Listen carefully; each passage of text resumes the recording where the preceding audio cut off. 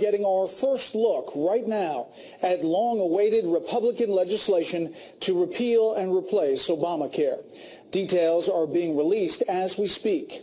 Coming up shortly, I'll be joined by the two House committee chairmen who will be leading the efforts to get this bill to the floor, each in their respective committees dealing with one of the two parts of this legislation.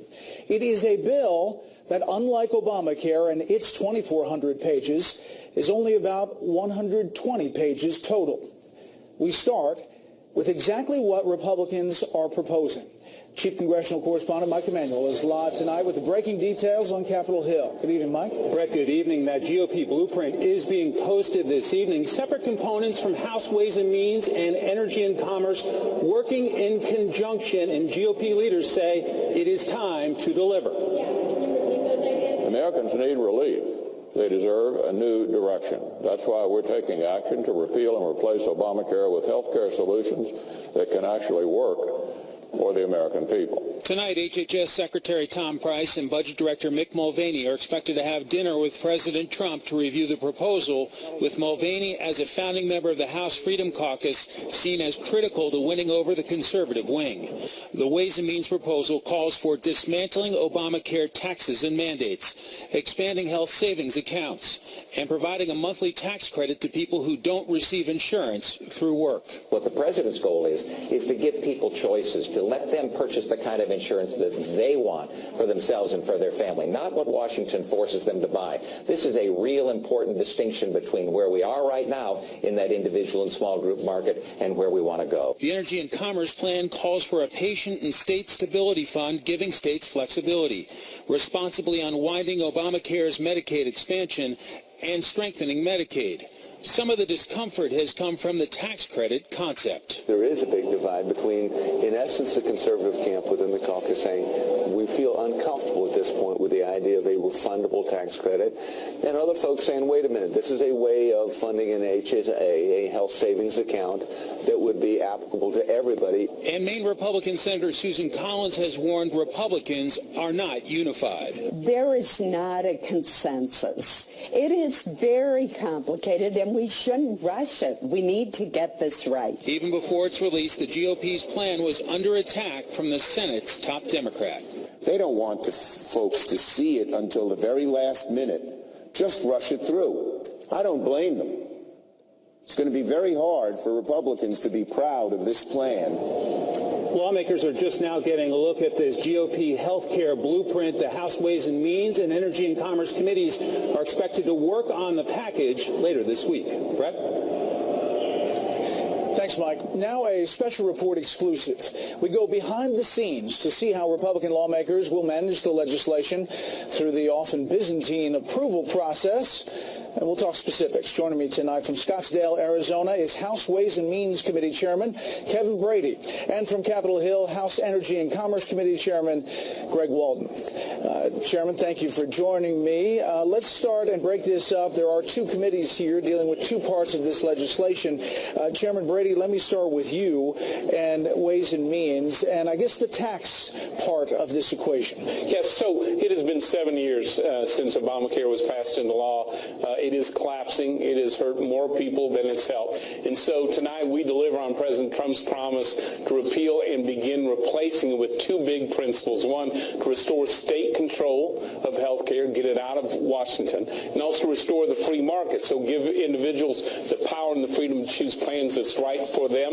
That second part is in the Ways and Means area. So we begin by repealing the awful taxes, the mandate penalties, and the subsidies in Obamacare, and to give Americans the freedom to buy plans that they need. That includes nearly doubling the size of the health savings accounts and make them more usable. That's good for the out-of-pocket costs. But we give them a tax credit immediately usable that ranges in price from $2,000 to $14,000 a year, depends upon their age and their family. And with that, they can buy affordable plans that are approved and certified in the state that they're in. And these are plans that they need and can use, not the plans that Washington's been dictating to them.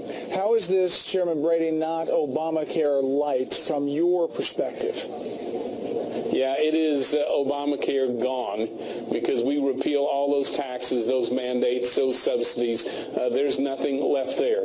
And instead, we give them the same tax break that we give workers at big businesses. We give that same tax help to small business people, those mom and pop businesses, workers at small businesses, even those entrepreneurs and families in between jobs, the ability to buy a plan that's right for them. And I think maybe most importantly, we're giving Americans a freedom who haven't got health care at work, and they don't have in a government program freedom like they've never had before to buy health care that's right for them. So this is clearly Obamacare gone and new freedom.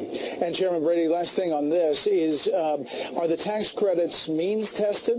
We focused on, obviously, we want to make sure that as you get older, your health care premium increases, or your tax credit increases. And also as your family expands, we want it to expand with you as well. And so we focused it really on the low and the middle income families who don't get health care at work.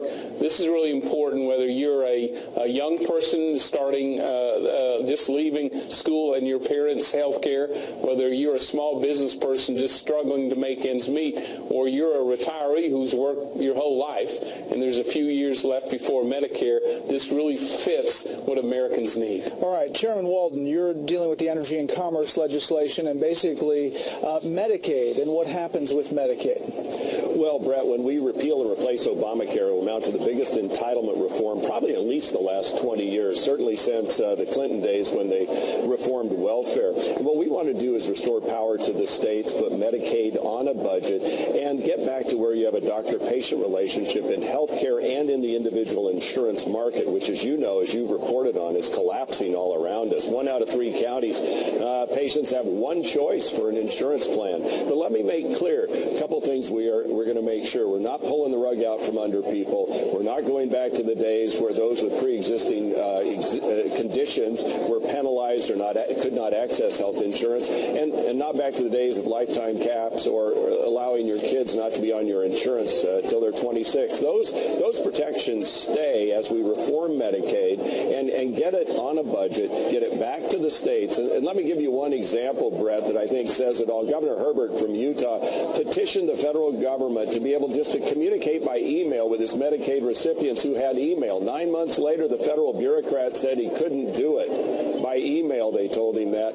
That would have saved his state $6 million. This is the kind of thing that makes no sense, drives up costs. We want to get back to where our governors and our states and our local governments can innovate with those most in need, those on Medicaid, make sure they're properly cared for, and that we get waste, fraud, and abuse out of the system. Now, this includes pre-existing conditions. It includes keeping your child on there till 26? Yes, indeed, and no lifetime caps.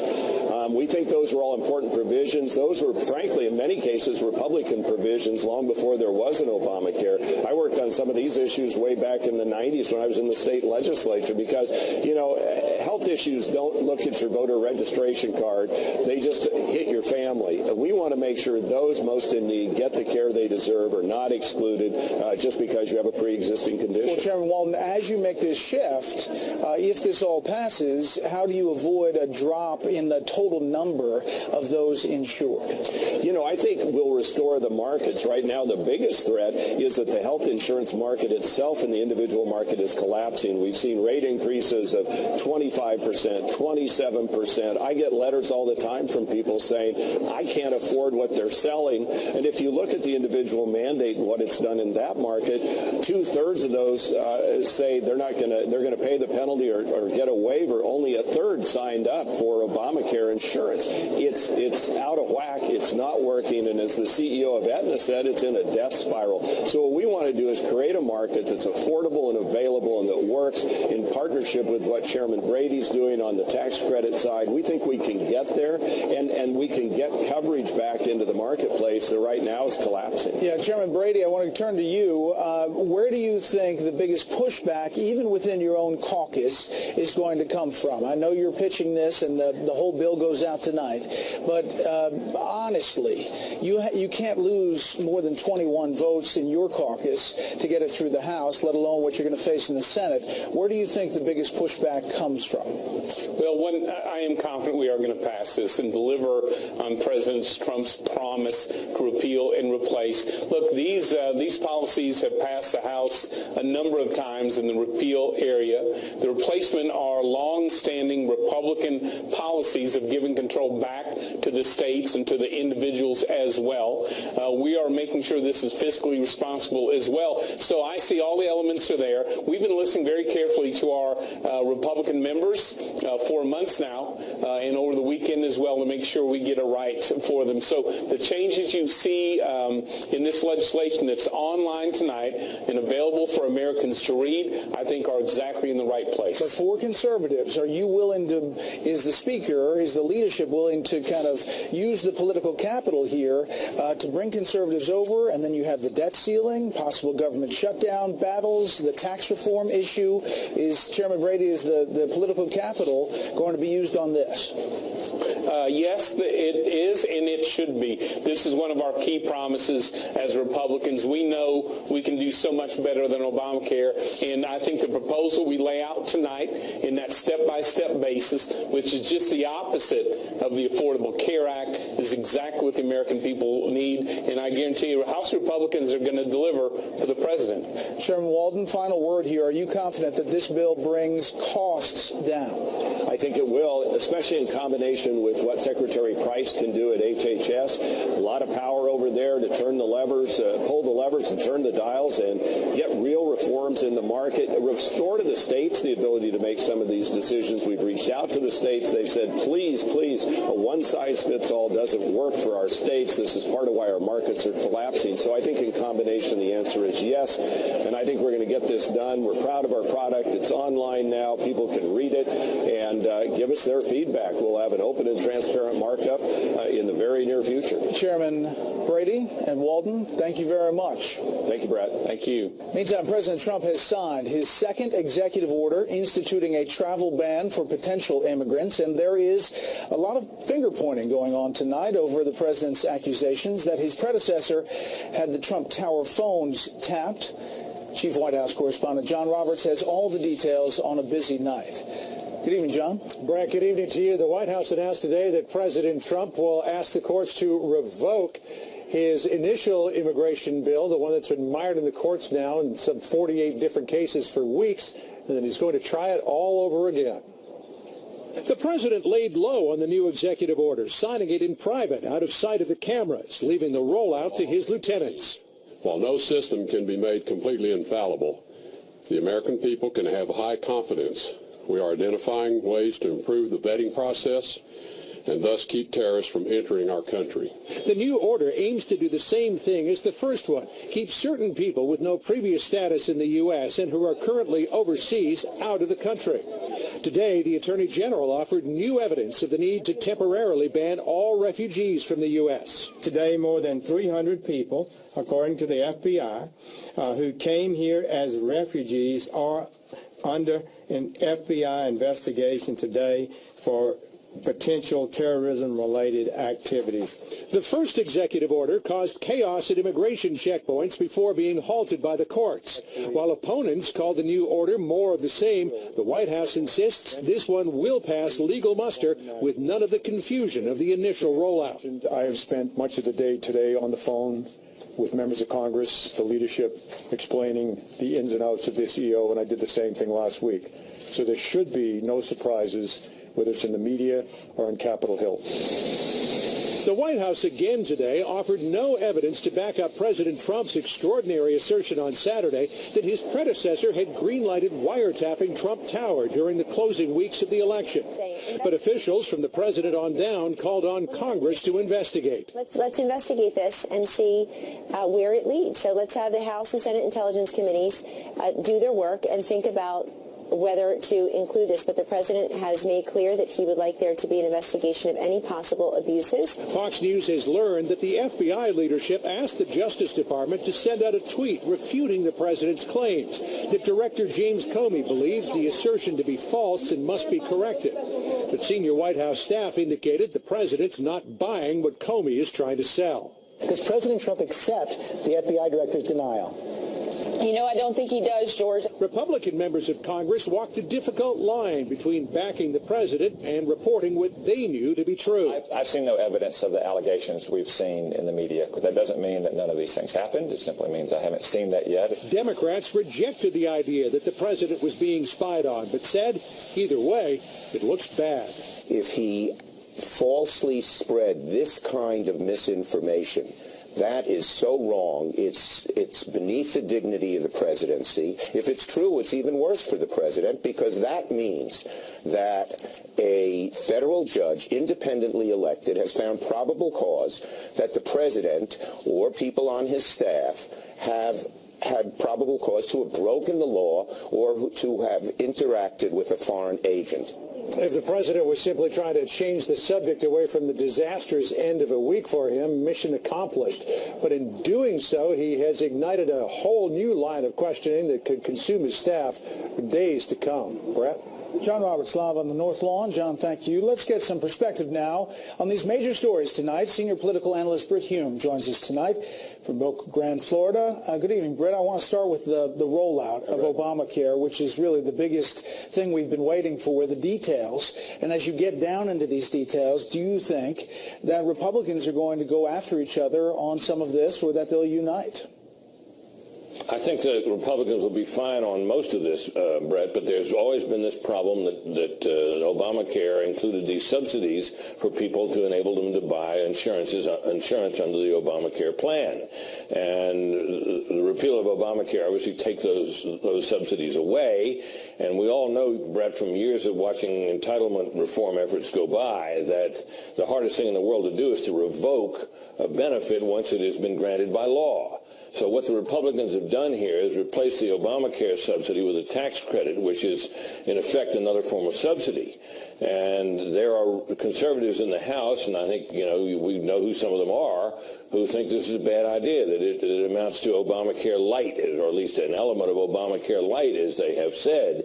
So I think the Republicans in the House leadership have some work to do to sell this idea of the credit to some of the more conservative members. And if they don't round enough of them up, of course, they may be denied the majority they need to pass it. That's just one phase of this, but I think that's a trouble spot. And the OMB director, Mick Mulvaney, formerly of the House Freedom Caucus, is apparently going to lead some of that. And they can lose 20 votes, but they lose 21, and it goes down in the House. And then in the Senate, obviously, they need 51 votes to get through with reconciliation. Yeah, they use the budget process to eliminate the possibility of a filibuster, so they could do it with 51 votes, but it remains to be seen, obviously, of course, whether there'll be misgivings in the Senate. One sense is, Brett, that this is the start of the process, and that there'll be negotiations going forward, and there'll be all kinds of melodrama and perils of Pauline moments when the whole thing looks like it's going to come apart. But doing something this big is never easy, and I think it's too early to say that it's really in trouble. And this at least is a plan. They've been, critics have been saying for the longest time, Brett, that they don't have a plan. Well, now they have a plan. Very specific. It's something yeah, exactly. It's all being laid out there. I want to get your thoughts of the other story that kind of consumed the weekend, and President Trump's tweets about wiretapping and the fallout from all of this. Two things, Brett. One is that there doesn't appear to be any available substantiation for the president's claim that his predecessor authorized or otherwise allowed or even ordered him to be wiretapped. It's not at all clear that Mr. Trump was wiretapped, that President Trump was wiretapped when he was still Mr. Trump, and the president has presented no evidence to the contrary. At the same time, of course, we're in the middle of this firestorm over claims that there might have been collusion, but claims that there was collusion between the Trump campaign and Russian interest or Russian intelligence. And there's no substantiation for that either, as far as we know. So what we have here is a battle of competing claims, neither of which seems to be very, very well founded. And very quickly, Britt, you have Chuck Grassley writing a letter to the FBI director in which he says that the FBI and associates of the Clinton campaign paid former British spy Christopher Steele to investigate the Republican nominee at a time when he was getting paid by the Democratic campaign. He wants to know, what is the deal with this? This is for that infamous dossier. Yeah, this is that dossier, right? Right. Yeah. Well, we know a couple of things about the dossier, Brett, is that there are a number of things in it that are known to be false, and it is widely thought to be pretty scurrilous. So it does raise the question of why the FBI would be, preparing to do business with this guy. And apparently it never went forward. In other words, they negotiated they were going to work with him in some way, and then the whole thing blew up in the press about the dossier, and it never went forward. But it seems to me that Senator Grassley, Chairman Grassley, is on solid ground in asking for an explanation of this, which is what the purpose of his letter was. It'll be interesting to see how the FBI director, who seems to be at the center of nearly everything these days, responds. Exactly. Britt, as always, thank you. Up next, the U.S. Supreme Court says it is staying out of the controversy over transgender bathrooms. We'll have a live report. Keep it here.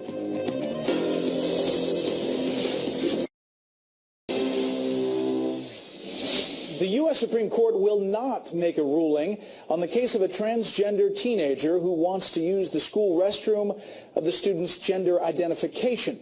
The court had been expected to hear arguments on this matter later this month. Chief Legal Correspondent Shannon Bream has details tonight from New York. Good evening, Shannon.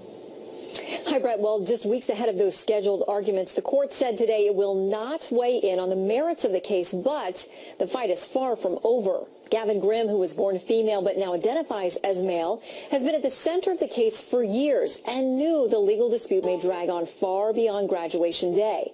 I talked with Grimm about that possibility before we learned the case would be sent back down to a lower court. My goal now, and it has been for a while, is certainly to benefit other students. My high school experience has been frankly ruined by this situation. I will never be able to experience the full opportunities that all my peers have been able to experience.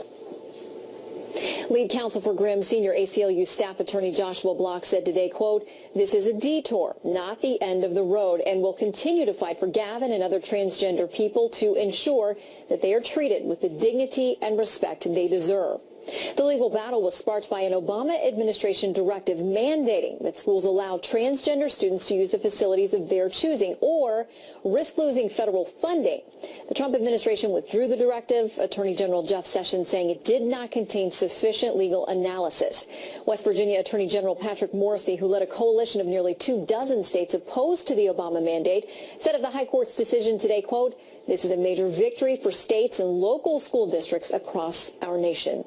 The Supreme Court has ordered the Fourth Circuit to now reconsider the case in light of the Trump administration's guidance on the matter. Brett. Shannon, thank you. We'll follow this. A judge, meantime, in Oregon could be facing some serious repercussions for allegedly helping an illegal immigrant evade federal agents.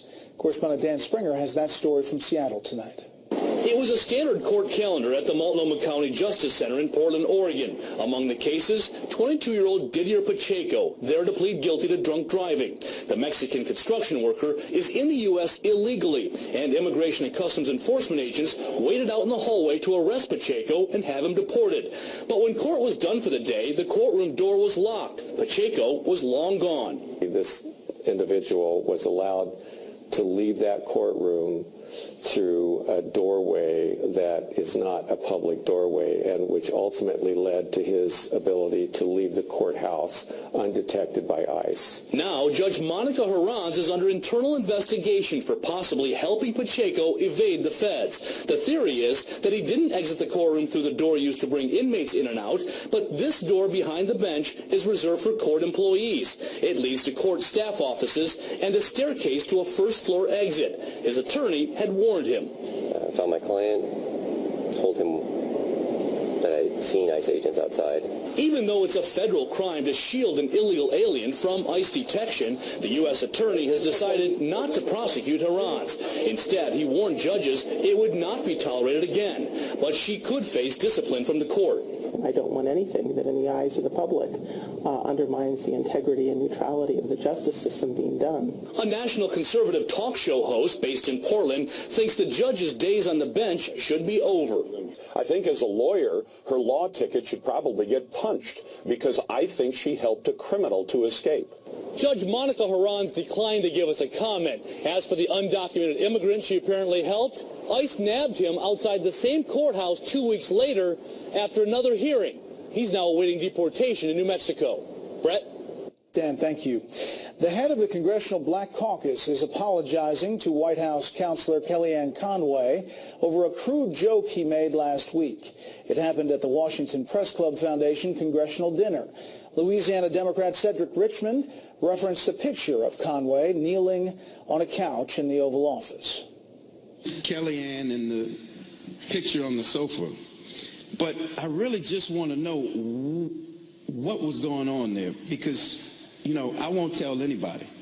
And you can just explain to me that circumstance, because you really look kind of familiar in that position there. Sunday, Richmond released a statement apologizing to Conway and everyone else who, quote, found his comments offensive. Stocks were down today. The Dow lost 51. The S&P 500 dropped 8. The Nasdaq fell 22. Iran and North Korea are once again raising the stress level at the Pentagon. Both nations continue to test ballistic missiles that could threaten American warships and bases, but the real fear is that North Korea is getting closer to having a missile that could reach the United States. The past U.S. presidents have done little to stop them. National security correspondent Jennifer Griffin has the latest from the Pentagon tonight. The Pentagon says the North Korean launch involved multiple missiles, most of them old Scuds. 4 fell within 190 miles of Japan, raising alarm among U.S. allies. But it's North Korea's intent to master long-range missiles that has Washington worried. They have an ICBM that could reach the United States. We've seen them parade them around. We've seen them in the factory. What they haven't done is test it. What stands out about this test, the second under President Trump, is how North Korea is testing missile units to see how they would perform in an actual war. That, according to Jeffrey Lewis, a non-proliferation ballistic missile expert at the Monterey Institute. The North Koreans are, I think, in the process of giving nuclear weapons to their missile units, and that's what they're practicing now, is they're practicing to use those nuclear weapons early on in a conflict. The test comes as more than 3,000 U.S. troops arrived in South Korea for an annual joint war game. The administration's response was muted amidst a report from the New York Times that the Obama administration engaged in cyber efforts to stall North Korea's missile program. Quote, the United States strongly condemns the DPRK's ballistic missile launches tonight, which violate UN Security Council resolutions. The North Koreans also test-fired a missile in mid-February while President Trump hosted the Japanese Prime Minister at Mar-a-Lago. Today, Prime Minister Abe looked visibly concerned when he addressed Japan's parliament after the latest test. Japan will collect and analyze information regarding this issue. Japan has also lodged strong protest against North Korea. The ballistic missile fired this time shows clearly that North Korea has become a new kind of threat. Iran, meantime, tested 2 short-range ballistic missiles over the weekend, destroying a floating barge in the Gulf of Oman. The Fateh 110 is designed to target ships at sea. Navy officials tell Fox News a U.S. surveillance ship had to change course in the Strait of Hormuz after Iranian fast boats approached. And we've just learned, Brett, that President Trump spoke with Japan's Prime Minister Abe to discuss North Korea's latest missile test. Brett. Jennifer Griffin, live at the Pentagon. Jennifer, thank you. Israeli police reportedly entered the residence of Prime Minister Benjamin Netanyahu today to question him for a 4th time in a pair of corruption investigations. They concern Netanyahu's alleged ties with top executives in media, Hollywood, and international business. The Prime Minister has denied wrongdoing and claims he is the target of a media witch hunt. It has been said many times that politics makes for strange bedfellows, and the same is true for war. Case in point, U.S. forces and Iranian-backed Shiite militias working both against ISIS. Correspondent Benjamin Hall reports tonight. It brings up serious questions about what happens in the future there. The battle for Mosul is progressing, slowly but surely. But as it does so, questions are now being asked about who gains influence in the aftermath. Shia militias backed by Iran have played a major role in the battle, with over 100,000 soldiers swelling their ranks. But among them are groups who have fought against and killed U.S. forces. Fox News recently talked to the spokesman for one of these groups, the League of Righteous, in Baghdad. Yes, indeed, our league has fought against the Americans. We took part in various operations, and usually some people died. We cannot be partners with the United States in this battle. There are clear differences between us. However, in December, these militias, said to be directed by infamous Iranian general Qasem Soleimani, were officially incorporated into the Iraqi army, meaning they are now technically on the same side as the U.S. Colonel John Dorian, spokesman for the U.S. coalition, told us that for the moment there was no direct communication between the U.S. and the militias. They're just now doing the rule-making for its implementation. So the ramifications of exactly how that's going to work out, what our interaction will be with those groups, that all has yet to be determined. Iraqi civilians fleeing the fighting have also reported war crimes committed by the militias. Colonel Dorian said he was aware of these. Well, we've seen some of the same reports that you have. In any type of human rights violations, these things are not acceptable to the government of the United States. But former Vice President of Iraq, Dr. Ayad Alawi, was more straightforward. We came now to a point that the Iraqis can't fight for themselves. We are paying the price for relying on others, including the growth of the militias. He went on to say that Iranian influence did need to be addressed, and soon. We can see now what is happening in Mosul. It's going to be either to make or break the country. He also said that defeating ISIS was just the beginning, and that what came afterwards was as important. And that's because for all the heavy lifting the U.S. military is doing, it may well be Iran who is waiting in the wings to benefit. Brett? Benjamin, thank you. Republicans roll out their Obamacare repeal and replace legislation. It's called the American Health Care Act. We will go over it with the panel as it's just breaking tonight when we come back. We deliver on President Trump's promise to repeal and begin replacing it with two big principles. One, to restore state control of health care, get it out of Washington, and also restore the free market. It is Obamacare gone because we repeal all those taxes, those mandates, those subsidies. What we want to do is restore power to the states, put Medicaid on a budget, and get back to where you have a doctor-patient relationship in health care and in the individual insurance market. That includes nearly doubling the size of the health savings accounts and make them more usable. That's good for the out-of-pocket costs. And I guarantee you, House Republicans are going to deliver for the president. We're going to get this done. We're proud of our product.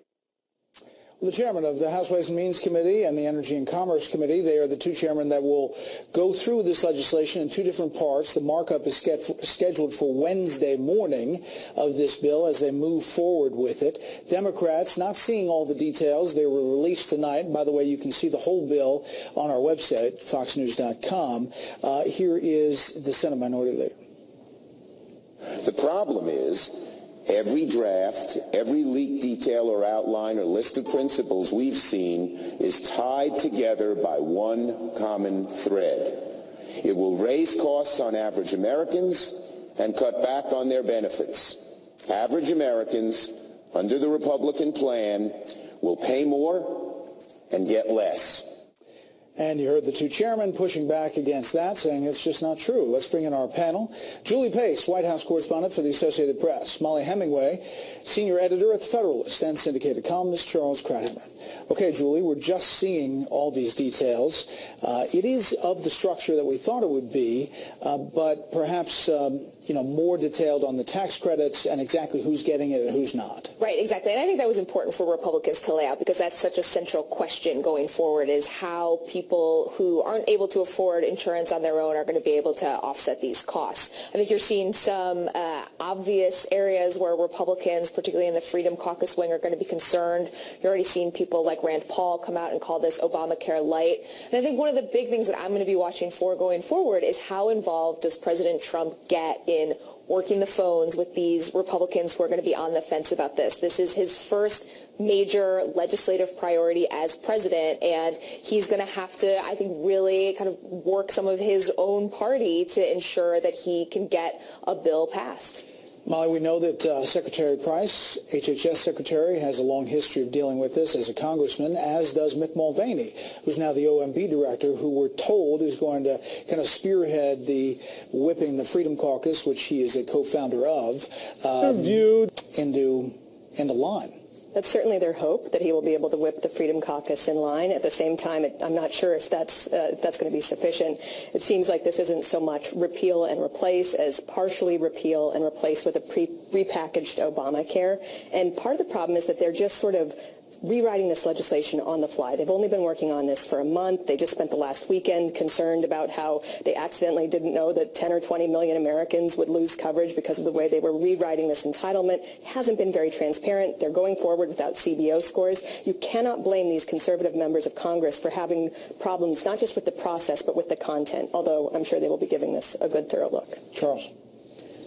In the end, the Republicans are going to have to essentially the conservatives, the ones who are more radical, are going to have to fall on their swords, because there is no way that they could have. This is the signature event for the new administration. If they were to in the end eliminate the entitlement and put it down, I think it would destroy the presidency. I think there is nothing that they could do right now. They're going to try to get a more serious, conservative entitlement on. But if they were to ask the administration to give, in the end, to fall on their sword on this, I think it would be disastrous on the part of the conservatives. They are right now asking for the destruction of the entitlement. I think after what Obama did, there's an entitlement that is now accepted. But in the end, there's no way that they're going to consolidate they're going to consolidate a loss of the entitlement.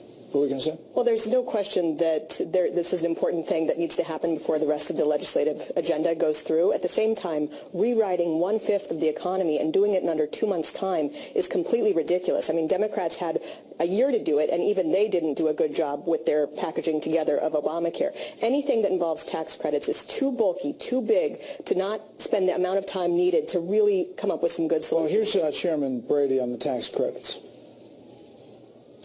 We give them a tax credit immediately usable that ranges in price from $2,000 to $14,000 a year, depends upon their age and their family. And with that, they can buy affordable plans that are approved and certified in the state that they're in. And these are plans that they need and can use, not the plans that Washington's been dictating to them. So, Julia, is it going to be simple that it's going to be either you have Obamacare or you get on our train? I think that's the argument that Paul Ryan's office and some of his supporters in the House are trying to make, that basically this is your choice. We have been running as a party, as the party that will get rid of Obamacare for years now, and this is your opportunity. And they're going to really try to build political pressure around these Republicans, particularly some of these guys, frankly, who come from districts where Donald Trump won overwhelmingly, and say, not only has our party been in line with this message, but the president, who's extremely popular with your constituents, has been pushing this message. Are you going to be the one that's going to stand in the way of this and leave Obamacare hanging? I don't think the choices are actually that black and white. You could go through, as Molly was saying, a longer process and really work through some of these details, but I think you're going to see Ryan's office try to make that political argument and pressure some of these lawmakers to get on board. Well, how much capital is going to be used? I mean, on this, because remember, we have other things that you have to herd the cats on.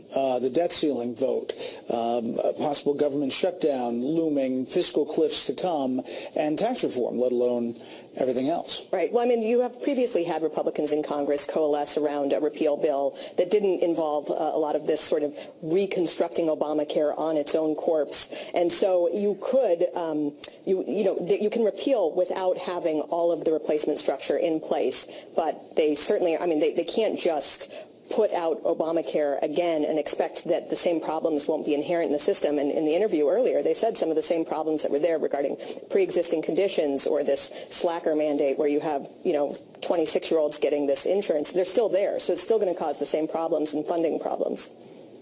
They have the votes? Yes, I think in the end they're going to have the votes. And also they're going to have to concede the fact that Obama created an entitlement. And they're now going to transmute it into something different.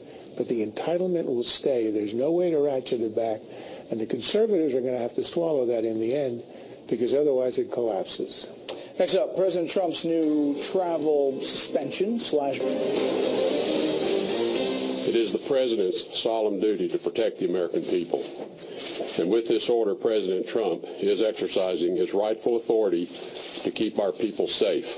This executive order seeks to protect the American people as well as lawful immigrants by putting in place an enhanced screening and vetting process for visitors from 6 countries. 3 of these nations are state sponsors of terrorism. It is important to note that nothing in this executive order affects existing lawful permanent residents or persons with current authorization to enter our homeland. Secretary of Homeland Security, Secretary of State, and the Attorney General on this rollout of the new executive order. Meantime, the old one has been revoked. As you take a look at the countries involved, one country is not on that map, Iraq. It has been taken out after a review, and they believe that they're going to work on the travel from Iraq after a talk with the Prime Minister there. We're back with the panel. Charles. Look, the original order, which was struck down by the courts, was not going to accomplish really anything. Now that it's watered down, it's going to accomplish even less. I'm not against what was ordered, but I don't think it's going to make a dime's worth of difference. And the fact is that we had been told originally that this order had to be done immediately because the bad guys were waiting to flood into the country. We couldn't wait. We had to implement the suspension. And it turned out that the administration itself is now saying we're going to wait 10 days on this. Look, it's symbolism. The 6 nations are not the most important in terms of terrorism. Pakistan, Saudi Arabia, Egypt, others are. They are not on the list. It'll be symbolism and not much more. Here is the Homeland Security Secretary on another channel answering a question that is key to this whole border situation. Our Department of Homeland Security personnel going to separate the children from their moms and dads. We have tremendous experience in dealing with unaccompanied minors. We turn them over to HHS, and they do a very, very good job of either putting them in kind of foster care or linking them up with parents or family members in the United States. Yes, I am considering, in order to deter more movement along this terribly dangerous network, I am considering exactly that. They will be well cared for as we deal with their parents. And that obviously made a lot of headlines. Molly.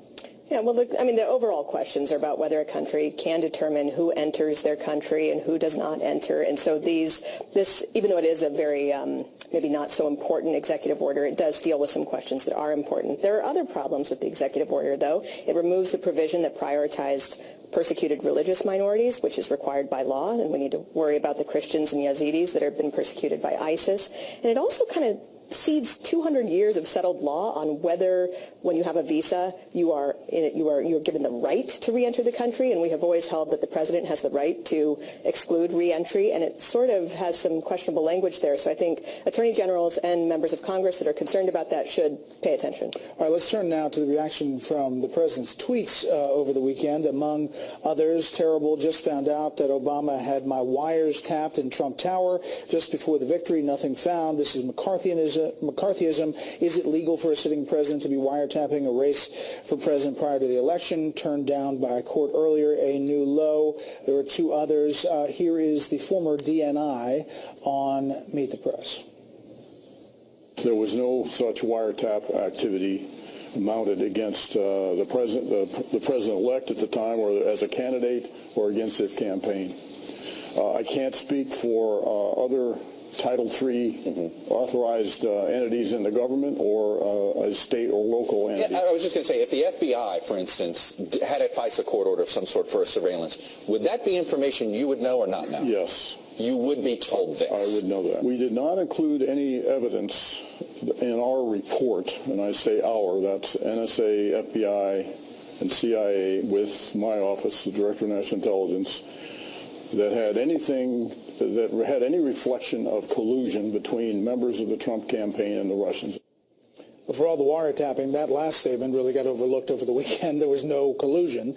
But your thoughts of the fallout? Absolutely. I thought several things that Clapper said that were really fascinating. I mean, the problem with Trump doing this, there are multiple problems with him doing this, but he really is furthering, I think, the feeling in Washington among not just Democrats, but Republicans, that there does need to be a thorough investigation here. If you keep throwing out these allegations, this one quite serious. You would accuse a former president of personally ordering a wiretap, which is not something that a president is able to do against a U.S. citizen. But that you would throw that out there really just enhances the need to dig into all of this. And it may be that there is just a lot of smoke here, that there are people who have worked for Trump who gave misleading answers, had some questionable context, but it doesn't really add up to anything. But to not delve into this and provide answers, I think actually is just not going to be sustainable anymore. And now they're calling for an investigation, but obviously the president could make a call and figure things out as well. Well, that's one of the great oddities here. He can declassify anything. He can just pick up the phone. Why is he asking for a congressional inquiry if we are going to find out about what happened about wiretap and the accusation that there was a wiretap instituted in October of 2016?